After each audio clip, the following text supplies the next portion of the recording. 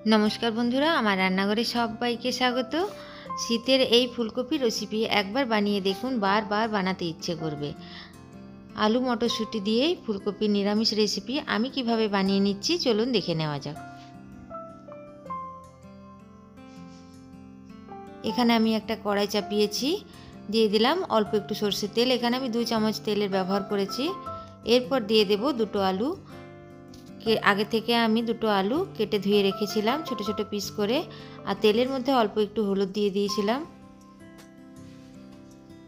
এবার আলুটা একটু ভেজে নেওয়ার পর দিয়ে দেব একটা কেটে রাখা ফুলকপি। ফুলকপি আমি ছোট ছোট টুকরো করে কেটে ধুয়ে জল ঝরিয়ে রেখে দিয়েছিলাম। এরপর ফুলকপি আলু বেশ ভালোভাবে একটু ভেজে নেব।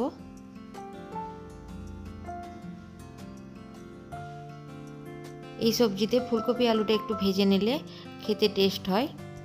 ফুলকপি আলু ভাজা হয়ে গেছে, এরপর উঠিয়ে নেব।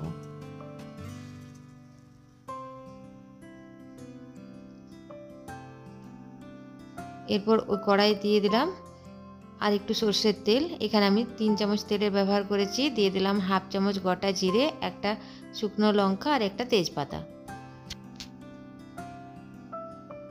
ফোড়নটা খুব সুন্দর গরম হয়ে গেছে, গন্ধ বেরিয়েছে। এরপর আমি আগে থেকে একটা টমেটো, কাঁচা লঙ্কা আর আদার একটা পেস্ট গ্রেট করে রেখেছি। আপনারা চাইলে পেস্টও বানিয়ে নিতে পারেন, আমি গ্রেটার দিয়ে গ্রেট করে রেখেছি। দিয়ে দিলাম অল্প একটু হলুদ গুঁড়ো আর টমেটো, আদা, কাঁচা লঙ্কার পেস্ট এর মধ্যে দিয়ে দিলাম। এরপর মশলাটা একটু ভালোভাবে ভেজে নেব যাতে টমেটোর কাঁচা গন্ধ না আসে। দিয়ে দিলাম দুটো চেরা কাঁচা লঙ্কা। আমি ওখানে একটা কাঁচা লঙ্কা গ্রেট করে নিয়েছি। দিয়ে দিলাম জিরে গুঁড়ো ছোটো চামচের 2 চামচ, 1 চামচ ধনে গুঁড়ো, পরিমাণ মতো নুন আর দিয়ে দিলাম পরিমাণ মতো হলুদ গুঁড়ো। দিয়ে দিলাম হাফ চামচ লঙ্কার গুঁড়ো।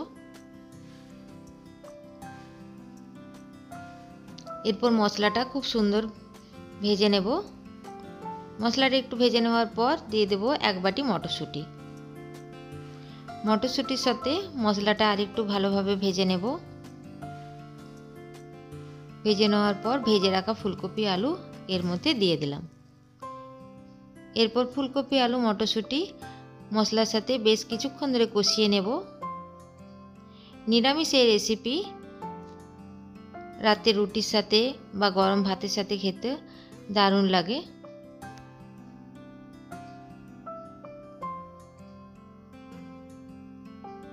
বেশ কিছুক্ষণ কষিয়ে নেওয়ার পর দিয়ে দিলাম হাফ চামচ গরম মশলা।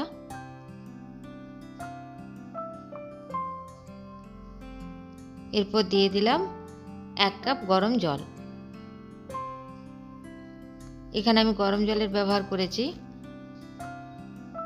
কম আঁচ করে ঢাকা দিয়ে রেখে দেব 5 থেকে 7 মিনিট। 5 থেকে 7 মিনিট ঢাকা দিয়ে রেখে দেওয়ার পর দেখি আলুটার ফুলকপিটা সেদ্ধ হয়ে গেছে। এখানে আমার 5 মিনিট লেগেছে, যেহেতু আমি ফুলকপি আলুটা ছোট ছোট কেটে নিয়েছি।